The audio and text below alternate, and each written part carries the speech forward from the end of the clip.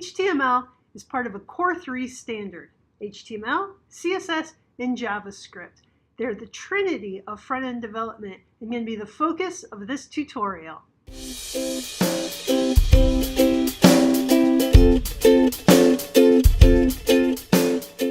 So welcome to the very first episode of Coding with Carla.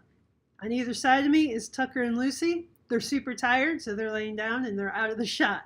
But I promise they're both here, and they're going to be here every step of the way, learning to code right along with us. So what is HTML? Hypertext Markup Language provides the structural foundation of a web page. HTML is on every site, so it's pretty good for us to start digging into that first. So let's break this down a little bit. Hypertext. Hypertext is text that can be seen on a computer monitor that links to other hypertext docs. For example, you clicked on a link to get to this video. Thank you. Markup language is a human-readable computer language giving meaning to that hypertext by using instructions on how it should be structured. Told you Tucker was there. All right, we're looking at HTML. Each HTML web page is defined by tags. HTML, head, and body all define sections of a web page. Other tags like A or form are going to define elements within your web page. So let's take a quick look here. At the top, you can see we've got HTML, we've got head, and then below that we've got body. These are all sections of your site. Now, if you take another look inside that body, you can see an A tag, and that A tag is going to link to Google, and that's an element of your web page. So what does this look like if we actually put this on a browser? Let's take a quick look. And here we go. We've got Welcome to Coding with Carla. We've got a link to Google, and we've got, this is an example of HTML. So if we actually click on this, it's going to pop us right over to Google, just like we hope it would do. So let's get back to our HTML here and just take a look at one more thing. I want you to notice in the title, at the beginning, you've got this, what we call an opening tag. And that's going to start with opening caret, title, and then a closing caret. And at the end, we've got a closing tag. It's the exact same thing as the opening tag with the exception of this slash. So we want the opening caret slash title, closing caret. Almost every tag in HTML has a closing tag. So if you open it, you better close it. Now, there are some exceptions, and we'll go over those later, but for now, just assume that if you open a tag, you're going to close it. So let's go over the body and the head. What are they? Well, the head, that's going to contain things like your title, your metadata, links, and scripts, things that don't necessarily need to be seen on the browser. And the body, that's going to hold all the content of your site that you want your visitors to see. Those are the two distinctions between the head and the body. So another important thing to talk about here is the sections. So you can see, like I said before, the head and the body, those are sections of your site. But including with that is something like main and footer. Why do we section that off? The visitors don't see that, right?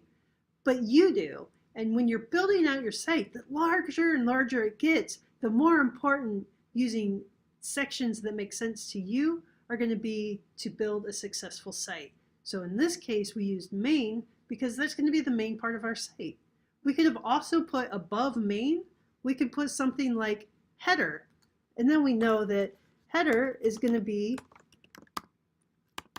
the top of our site. So sectioning this out in a way that makes sense to you is just as important as what the site looks like to the visitor, because if you don't understand it, how in the world are they going to understand it? I've thrown a lot of terms out at you today, so let's go over some of these so that they make a little more sense to you. I'm on my favorite website resource right now, the MDN. I'll put a note or a link for this in the show notes for you so that you can actually check it out on your own and follow along if you like, but it's a great resource.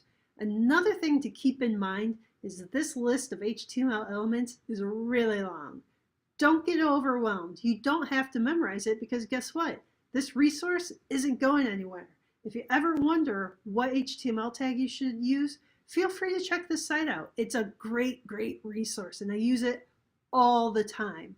So I'm going to start here with HTML. So it says HTML element represents the root of an HTML document. So it's also referred to as the root element. All other elements must be descendants of this one. So what does that mean? Well, let's take a quick look here. You can see on line 2, we've got HTML, and it's technically our very first tag. The doc type isn't really a tag, it's an instruction to the browser telling it what to or what it's about to read. We're telling it you're about to read an HTML5 document.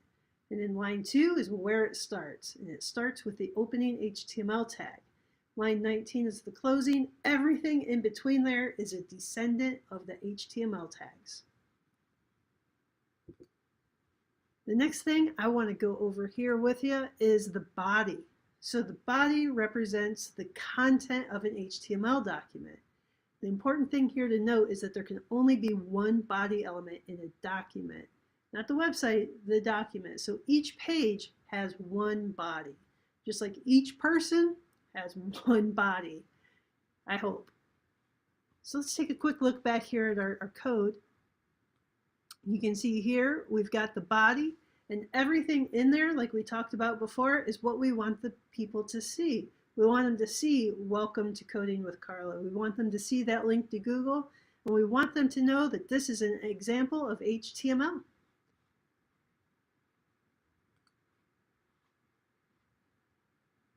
Let's take a look also at the aside tag.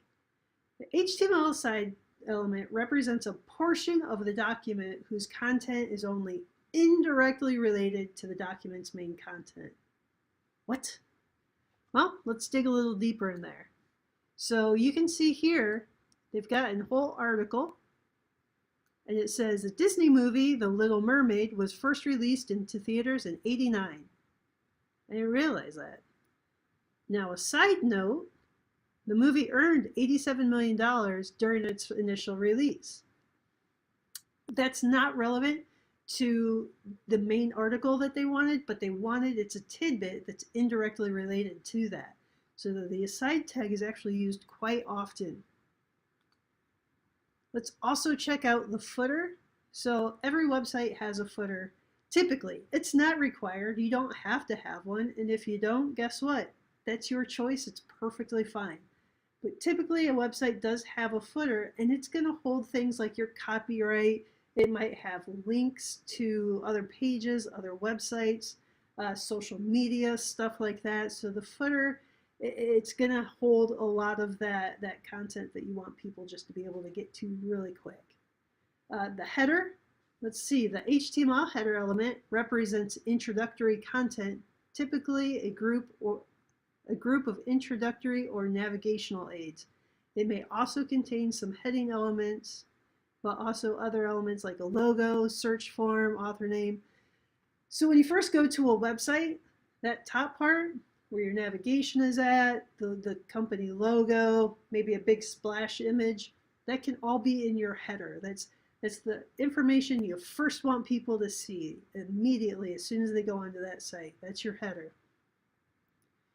So the last thing on this page I want you to look at is the tags, the H tags, the header tags. So these are all going to represent different sized text. The H1 tag is going to be the largest text, and then the H6 is the smallest. Now these are only for the headers. You also have things like the P tag, which is a paragraph tag, and that's just going to be your common text. And then the headers are for more relevant information. Nav is going to be your navigation to get to other pages, to get to, possibly your social media, wherever you want to use, but you're going to have that all within that navigation tag. And we're going to jump over to this main tag. So the main element represents the main content of the body of a document. So you're going to have that header, and then right below that, your main content.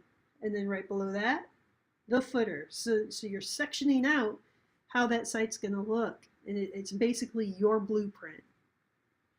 And again, here's the P tag, and it just represents a paragraph of text. Now let's check out this A tag. It's an anchor element, and it creates a hyperlink to other web pages, files, locations within the same page, email address, or any URL. This is going to be the most flexible thing that you use all the time. You can have it go to other pages in your site. You can go to different places within the same page on your site. Like I said before, your social media. Whatever you want this to go to, you can link an A tag with whatever you want. We've gone over what HTML is, but now let's get started using it. In the next video, we're going to download and install Atom. Why Atom?